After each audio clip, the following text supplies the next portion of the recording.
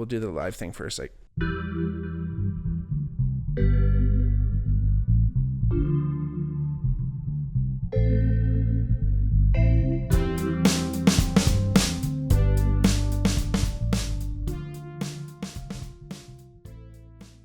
hey everybody, welcome back to the Bigmark podcast. I'm your host, Bigmark. If it's your first time watching, welcome. If not, welcome back. Like I always say, if you ever wanted to reach out to the podcast, feel free. Check us out on our DMs at the Bigmark Pod on our X or Instagram. If you ever wanted to hear a topic if you wanted to hear a specific topic, that is, if you had something in mind, let me know. Or if you wanted to come on and be a guest, we always love having guests on the show. I know if you look back in our history right now, it's been a little bit. So hopefully we'll get a new guest on sometime soon. I know each episode I'm kind of starting to say this like, hey, come on out and be a guest. No, but again, love to have someone else on the show and just kind of shoot the shit. I've always said when I started this podcast, I didn't necessarily want it to just be me doing these topics, but when I did have a guest on, I wanted it to be really free flowing and not necessarily, boxed into a specific topic. So when I do have a guest on, I try to make sure that they feel free to kind of talk about anything and not just their own expertise. I've had friends go, oh, I don't know if I can come on. I don't have much to say about like my job, whatever. It's all right. Your job isn't everything. Your job isn't you necessarily. Some people's careers are, and that's probably very fulfilling. But again, we can talk about really anything. So again, thanks for being here. If you ever wanted to support the podcast, you can always share the podcast with a friend, like and subscribe on the YouTube and all that stuff, or check out our Patreon, patreon.com/BigmarkPod. We got a couple levels to check out there, but again, thank you for being here. I'm super excited to just kind of go over our little East Coast swing that we just had. If you go back a couple episodes, I talked about the Bank Schoolhouse Music Fest that went on August 5th, 2024, actually, and August 6th, 2024. I guess that's a little bit of what we call foreshadowing in the business. But we were just out there, me, myself, and Reckless Harbor. I was really, it was a tremendous trip. I was so excited to be back in the East Coast, Nova Scotia, Halifax, Dartmouth, and then, of course, out to Cape Breton. Driving that coastline just brought back so many memories, and it was so fun. 6 years ago, I was there, as I mentioned in the Bank Schoolhouse episode. I was there with my last band, with a bunch of my friends. We were driving and playing music and doing the same thing. Alas, not all those guys were with us this time. But my buddy John Harley, who's in the band right now, was with us, and again, we got to share in a lot of those memories, and it was super fun to again traverse down the old memory lane. So, this time was a little bit more music filled, and it was much longer.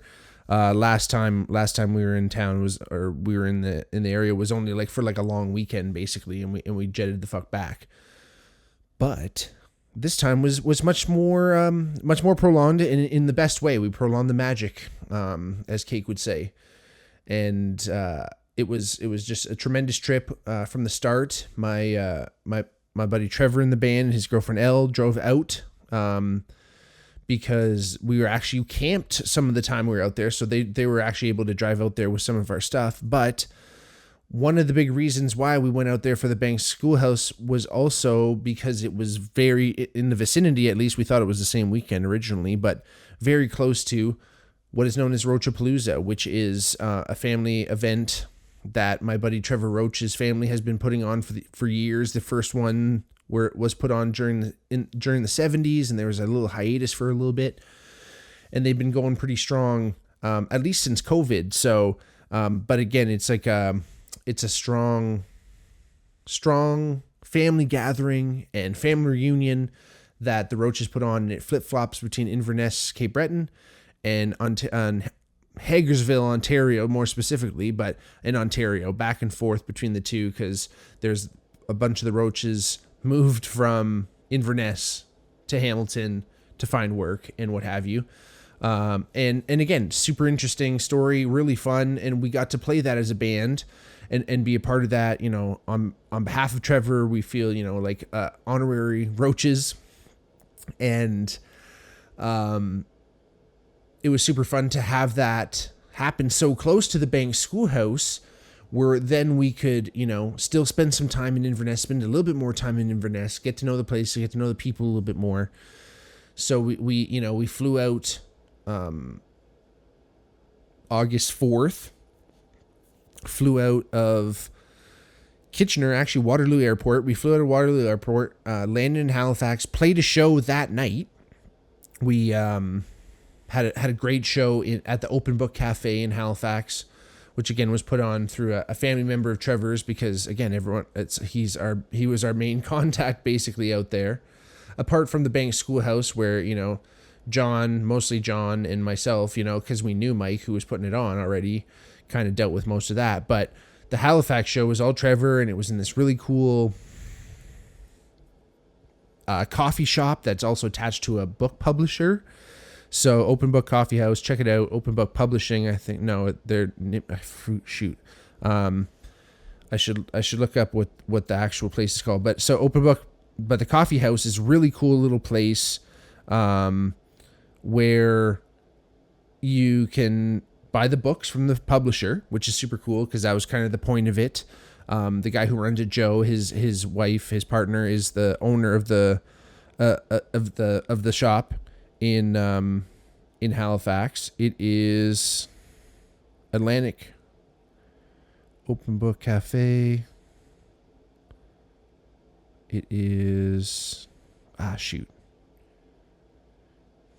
Anyway, sorry.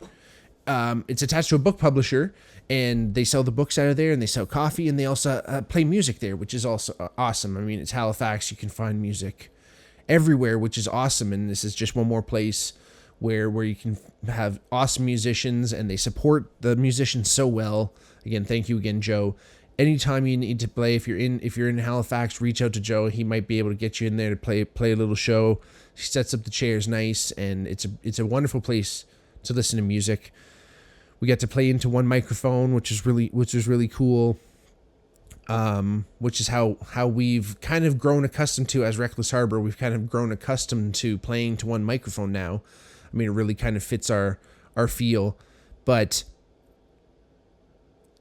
the intimacy of the coffee shop was just really fun. We had a bunch of people. We had some family members of Trevor come out, and just a couple people kind of coming by, just saw that there was a show and just had a great time, and played with Megan,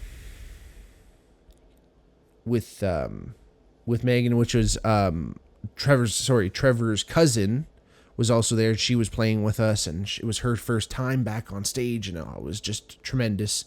Again, thank you both for having us out there. It was so fun, and it was really cool, like kind of flying in that day and then playing the show that night. We kind of felt a little bit like rock stars. So, but Trevor and Elle drove into town well, and it was myself, John, Lauren, Helder, our other band member, and his partner that was with us, and his fiance, and we were on our way to Halifax together. Got there, played the show, went out that night. We were kind of like had a little bit of a dinner fiasco. It was kind of funny. Right at the tail end of the night, after the show at the coffee shop, we're thinking, oh, okay, you know what? I still have a little energy. Like, let's just go get like one beer somewhere. I mean, it's no such thing as one beer, but let's just go get one beer somewhere. We're in Halifax one night. Let's make the most of it. It was only like 10 o'clock at night. It wasn't all that late. And we're like, okay, let's just go get something quick. We sent the girls to go get some donaires. We're like, all right, it's Halifax. Donaires are falling from the fucking windows. You can just walk in the door. They're going to hand you a donaire. So we're like, okay, cool. Just go grab one, whatever. They get there. They're like, we ran out of meat. The donaire shop says, like, we ran out of meat. So the girl's like, okay, how long is it going to be? Half hour. All right. And they're like, we can wait. We can deliver it to you if you don't want to wait. And she's like, fuck, beauty. Perf. Let's do that. Half hour goes by, hour goes by. It's like hour 15 at this point. We're calling, hey, can you bring the donaires? Like, what's going on? It was like an hour and a half till we got these donaires. Everyone was hangry. We wolfed the donaires. Tremendous. They were delicious. I don't know if they spit in them. It could have been donair sauce, but whatever it was, even if it was their spit, it still tasted fucking good. And then we hit the town. We went back out to Argyle Street, which is where my last fucking compatriots and I went, including John. But we went out on town, and where we went last time. So this is 6 years ago, 2018, I guess. When we went last time, the place that we went to was on Argyle Street. It's not right on the corner. It's like next to this one. Oh, I should know what the place is called. Not Molly Bloom's, but like someone's name. Ergo Bras. I don't know. That's on the corner. Right next to it are stairs that go down. It's a basement bar. I believe it's been one of these places in Halifax that has probably gone under many names, depending on when you were in Halifax, is what that place was called, and it probably dates you as a person. When I was there 6 years ago, it was called Sniggly Wiggly's. I'm not fucking kidding you. You can hold me to it. My bandmate Trevor's partner, Elle, when she was living in Halifax even longer ago, I think about 10 years ago, 11 years ago, it was called the Seahorse. And now it's called the Basement. So anyway, we went into the basement, and it's the same bar. And we were all talking about the same place. Like, it was funny. We were talking about, like, hey, we should go to this bar. It's like, da-da-da-da-da. And Elle was like, I think it's called the Seahorse. And we're like, no, it's Sniggly Wiggly's, blah, blah, blah, blah, blah. We're just kind of funny enough, not arguing, but just being like, I wonder if it's the same place. And it fucking was the same place. And we went in there, and the band was ripping. Guy was doing fucking slide guitar with a bottle that he, like, pulled out. Tremendous. Super fun. Had a couple drinks there. Went back home, and then the next day we had to go pick up the rental car and drive to Inverness. Tremendous. Fun. Super fun times. When we were cruising, we got a nice little Subaru Crosstrek, which I was familiar with because my mom has as well. Nice little car, 2024 edition. But I fucking went, started that binge up. We loaded everything up. It was big enough that it kind of fit everything, and started making our way to Inverness in a little convoy, with Elle and Trev in their van with all of our stuff, all of our gear and the camping stuff. And then we were behind with a little bit more junk. So my buddy John's has a bulging disc. He's got a little problem with his back right now. So we had him actually lying down in the van, which was good when he was lying down, but it was tough getting in and out. So the twisting motion is no bueno for old John Boy, unfortunately, right now. But it was funny because we got him in the ambulance, and we had him laying down, and we were fucking cruising. And it's like about 4 hours from Halifax to Inverness. And we actually were we weren't in Inverness proper. We had to kind of veer off and go to our Airbnb that Michael Nikas put up for us. Thank you, Yasu Takanis Pusisa. Thank you for having us. It was beautiful property on Lake Ainsley in just outside Inverness.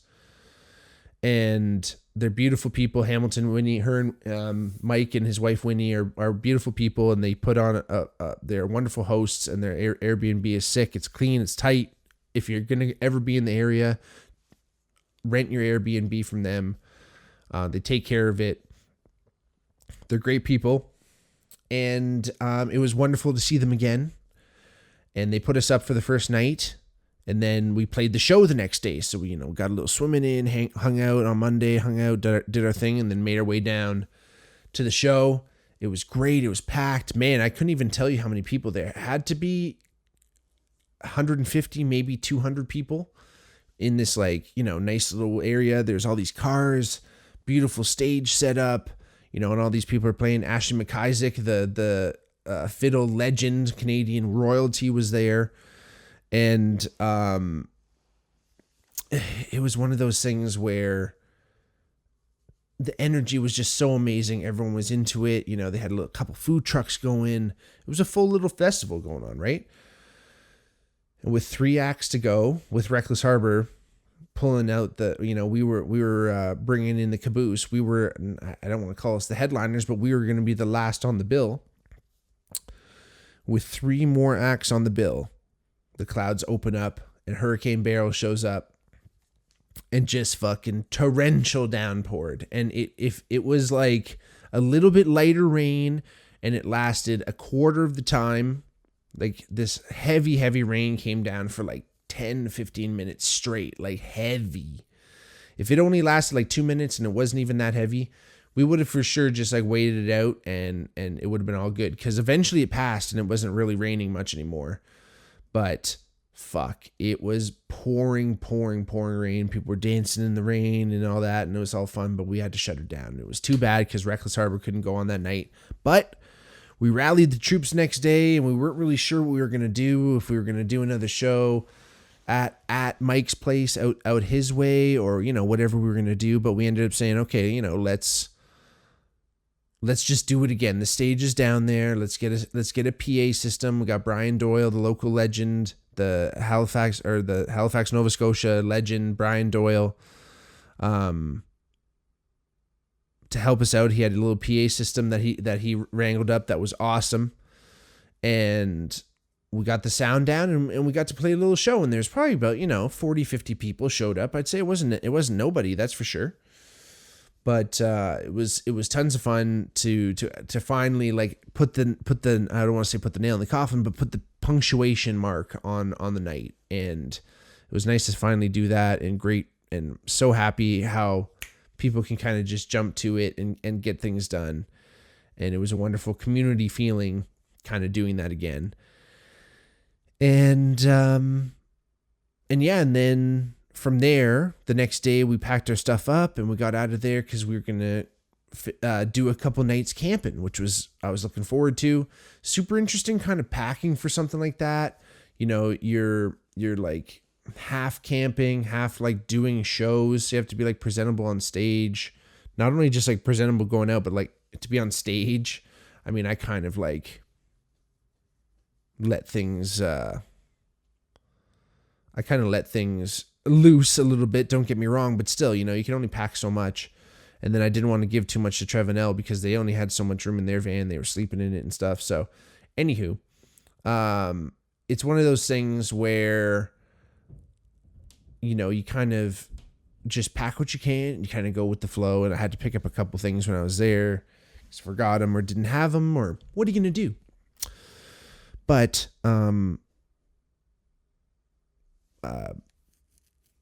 there was all kinds of, oh shit, I totally forgot. While we were in Halifax, we went down to Busker Fest too. This was like, the day like that we left and we went off before we drove to Inverness. We went out Busker Fest, which is like, they had some buskers out and there was like food vendors and stuff. And they gave us like 6 boxes of Texas toast, which we took to the Airbnb and ate those too. So anyway, don't forget about Busker Fest, but I digress. So anyway, we're getting out of the place. We're getting our camp on. I had as much stuff as I had with me. I had, the essentials and a couple like, bug repellent type doings. And we got the tent because that was, Trevor was able to get the tent in there. So we get to the site and it's super cool. It's like 5-minute walk to the ocean. The sites aren't huge, but they're like kind of nice. They're like kind of down, secluded from the road, which is interesting. But, anyway, we set up the tent, and I brought like this big, this tent that I got from Mur Manson, shout out Mur. Beautiful Coleman, big ass tent. It's like an 8-person tent, the Hampton. Me and John in there, and eventually Laura was coming in there a couple nights too. I think we only spent like 2 nights out there, maybe, but it was all right, not bad, because me and John were sharing a cot, but like I didn't really have like the proper like pad to go on it, and like cots are great, but like they're so much better if you have like some kind of pad on it too. And I just didn't have the proper one, so I wasn't really getting any sleep, and wasn't really getting any sleep like some of the other nights too. Just like being in a new bed, it's never really easy to sleep in a new bed. You know what I'm saying? So like I was on low sleep this whole time. But anyway, and we're getting our camp on, and before we went out there, my dad's buddy Otta Manukian, great guy, Hamilton dude, Armenian dude, super cool. He and his family, his wife Barb, she is actually from Inverness, so they spend their summers out in Inverness. So one day, me and my dad were out at one of my dad's, like, good buddies all getting together, and Otta was out there and we were talking. I said, hey, I'm going to be in Inverness in August. And he said, so am I. And he's like, my son works at Cabot Links, which is, one of the best courses in Canada. Like, one of the best golf courses in Canada, arguably one of the best courses in the world. It's beautiful. Where it is so scenic. It's so amazing. A normal round there is like $530. And it was kind of always one of those things where it was always a dream. And like when we first ran into him, he's like, oh, do you golf? Hey, my son can get you out there. And I was like, oh my gosh, this would be amazing. Like, I don't even know really what that would mean. Like obviously, hopefully it wouldn't be for $500, because if it is, I'm not going no matter what. But like, oh my gosh, like I was floored anyway. So he's like, don't worry, we'll get you out there. So he sends me he gives me his son's number. I meet him. I met him at the show when we were playing. They came to the show to come and watch at the bank schoolhouse. And it was like, he introduced me to him, Misak, and I was like, hey, nice to meet you. Like, I know you work at the course. He's a caddy there. And your dad was saying he might be able to get me on the course. And he's like, yep, no worries. We'll get you out there. And I was like, come on, man. Like, for real? He's like, yep, just give me your number and like, we'll work out a day, whatever works best. And we were playing that Thursday. So like we camped Wednesday night, and then we were playing on that Thursday. So I was like, you know what? I'll go Friday morning, because that'll give us, I won't have to like be like pooched from walking 18, because you can only walk Cabot Links. I won't be like super pooched from like walking, because we have a show and everything, right? So he's like, cool, yeah, let's do Friday. So I'm like, all right, cool. I'm going to play Cabot Links Friday. I'm through the roof. I'm tripping out, right? So we still have a show Thursday, right? So this is Wednesday night. I'm talking to Misak. We're figuring everything out, and I'm sleeping like shit. But we got a show on Thursday, so we spend some time at the beach. We're swimming in the ocean. The fucking waves were wild. There was this like freshwater stream that was like going right into the water, right where we were. So you'd like have to walk through it, and like I was freezing cold. It was like fresher water. And then it goes right into the ocean, and like the waves were like so big, and it was fun. And you go out there and you go out and float, and you're like, oh, this is fun. And you float there for a second, and you go, oh fuck, I probably look like a tasty morsel. Well, maybe not a tasty morsel, but a big ass bite for some sharks. So I get scared, and then I have to at least stand up. I mean, at least they can probably still bite my leg, but maybe I don't look so much like a fucking seal while I'm out there sculling. Although it is nice to just float out there, and there's something about the water and the salt, and makes your hair feel cool, and like you just feel like there's a primordialness in the Atlantic anyway. I think I've dipped my toes in the Pacific, but I don't know how much I don't know if I've swam too much in the Pacific. Been in like the Caribbean type seas. But yeah, it's a cool body of water, man. It's heavy duty. It doesn't fuck around, man. It's the ocean. Like, you get in there and you're like, oh, I've been in some, I've been in Lake Erie with some waves and stuff, but fuck, man, the ocean doesn't fucking play around. So anyway, we end up playing our show that night at the Annex Thursday night. So much fun. It was kind of an interesting show where even when we showed up, the manager was like, oh, I'm so glad you guys showed up. So it was like a pretty laid back atmosphere. But this restaurant is wonderful, has like amazing food. And we were able to actually, basically, we weren't paid, but we got to play for our supper, which was pretty fucking amazing. And it was one of those things where you don't really know how it's going to go. You're kind of hoping for that. But like, we went in there, me and John had a bunch of oysters and some champagne, and they fucking comped all of our oysters and stuff, which was tremendous. So again, it's kind of one of those things where it's like,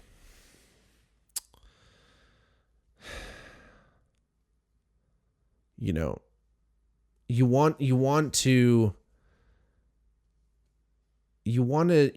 be able to like I said, kind of get everything laid out or whatever you want to say. I mean, like, but I don't know. It's just that's something about the East Coast where you're like, obviously you want like how much you're going to get paid and like a contract or like all that money up front, whatever, all that stuff. But if they were like, hey, you're going to play for supper tonight, who knows how it would have gone. But we ended up going in there with the best attitude and just like, again, that East Coast mentality where it's like everything's going to kind of figure itself out. There's no worries there. But we ended up playing the show, and unfortunately, Trevor has a skin condition on his fingers, and his fingers get dry and crack, and they were like getting caught on the strings. So like we couldn't actually finish our whole show, but we ended up playing like some covers for the second half, which was super fun. So we like kept the thing going. So we kind of had to pivot, but that's the thing, even with everything set up, even the best you can do, things got weird, and, we had to pivot, but it was great. Lauren and John were great, and we just threw up some songs on the old iPad, and we figured it out. But me and John had some wonderful oysters. We had basically the same oysters we had the last time we were in the East Coast 6 years ago, and they're just tremendous, and it was so fun. We ended up getting back to the site again, having another crap sleep. What are you gonna do? It's camping. But I was playing Cabot Links the next morning, so I was super stoked. I almost had maybe it was a crappy sleep, maybe partially because it was, it was a kind of, I was just excited to play golf in the morning. So like, but I get up, I'm ready, I get driven in, Elle drives me in, and Misak takes me out, man, and it was just fucking sick. The full treatment, because he's a caddy, so he knows all the ups and downs, and he knows the tour, and he knows where everything is, and he played along with me, and it was just so fun. And I didn't play my best golf. I didn't even bring all my clubs, but because I need extended clubs, I brought the clubs that I needed. But that's the thing, is that you can rent clubs usually at places like this, but I need like an extension on them. And even the ones that they had that were extended only had like a 1/2 inch on them or something, right? So anyway, what can you do? So I brought only like a half set with me, but it was pretty fun, like kind of just like making shot decisions kind of based on like not having all the clubs in your bag. So it was fun. It was cool getting those out there, but it was so fun. The course is beautiful. I'm probably going to do a whole separate podcast on a full separate podcast on just the course and the experience. I don't even know. It was so fun. But anyway, I'll have to do a completely different podcast on it, because it was an experience of a lifetime. Again, thank you, Misak. It was so much fun, brother. Hope to see you back in the Hammer if you're listening. And then Friday night started to rain, which is super shitty. Super frustrated, and had to tear down the tent. But thank God, Darlene and Dawn were able to help us. These are Trevor's cousins who were hosting Rochapalooza. They had some room in the basement that they threw us down in the basement, and it was just so much better. It helped us out, kept us dry, kept us out of the dark, and it was just fantastic. And again, I thank you so much. And then that same night, we ended up going to, so like Friday during the day, we went and hiked part of the Cabot National Park, which was super fucking sick. Cape Breton National Park, I guess. We hiked a little bit of that, like part of the Cabot Trail. And then that night when we were trying to get out of the rain, we get to Darlene's. She helps us out, and then she took us square dancing, which is fucking an experience completely on its own. Again, I could probably do an episode on that, but I won't. But it was like, we're driving down this lane, we turn this corner in this hall, it comes out of nowhere, and she's like, oh yeah, we'll go down, like, maybe there might be like 2 or 4 people there, but we'll see what happens. And of course the hall is packed. There's like 50 people there. Everyone's square dancing, knowing all the moves. There's a guy up there reading. There's someone on the piano and someone on the fiddle. And there's a guy reading out all the moves. And Darlene's mom actually wrote the book that he's reading, so she knows what she's doing. And we're all starting, and I'm like, I don't even know if I'm going to be down for this. Like, I just hiked 15 kilometers with the golf and the actual hike put together, and I'm tripping. Like, I was like, what the fuck is going on here? This is like some folk tribal dance, man. This is like so hyper local. Am I supposed to be here? Is this going to cause some rift in the town? And then all of a sudden they're like, all right, we got a few ladies that want to dance with you, and they're like all like 80. And the girls were spry though. I don't think they've been taking a lot of breaks from line dancing, let me tell you. But it was one of those things where it's like, you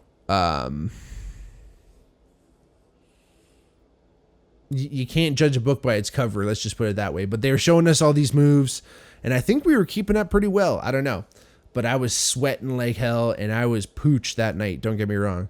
It was so much fun, and we were just like getting into it, and all these different moves and corner partners, and I don't know. I was just following the moves and letting my partner tell me what to do, because she definitely did. And it was so fun, and then the next day was Roachapalooza, and we helped get some of that set up. Hit the beach a little quickly again. Putting together all the food and all the drinks and all the fun, and oh my gosh, it was great, and such a beautiful family. There's probably 50, 60 roaches there, friends and family at least, and they put on an amazing show. Almost everyone's a musician, and they put up this beautiful tent, and everyone gets inside because it was raining sporadically on and off, but everyone's jamming. Someone's playing a fucking saw. The Uncle Si, who was one of the original brothers that moved from Inverness to Hamilton, is still alive, and he's all with it. And he was playing some tunes too, and it was really special to see that, because I haven't had too much exposure in my life to like a lot of older people who kind of had all their wits about them, and it's a shame, but it was really cool to see Uncle Si like that, and a few other people who were there, who were just having a great time and have been at all the different Roachapaloozas throughout the ages. And it was cool to be back in the original town where, the Roaches were there, and coal mining. They were a coal miner family. Super amazing. I think there was a house of 10 or 13 all lived together in one house, one company house. And it was super special to be somewhat a part of that again. Honorary Roaches. And it was a beautiful night, and, a couple hiccups here and there, and I won't go into it, but it was overall a wonderful trip, and we made it back all in one piece. Drove back on Sunday, flew back. Flair Airlines only delayed us 1 hour. We fucking landed in Waterloo, got home, and here we are, baby. Reckless Harbor, back in Hamilton. At least 3/4 of us. Trevor's still out there. I love you, buddy. I love you, John. I love you, Laura. I love everybody. Thank you for a fun trip. It was, I'll never forget it. It was once in a lifetime opportunity, once in a lifetime experience, I should say, not necessarily opportunity. We'll be back. We'll be back in Inverness. I love you all. I love you, Cape Breton. I love you, Nova Scotia. Talk to you soon. Patreon, Bigmark, Nova Scotia, Cape Breton. Who's your father? Peace.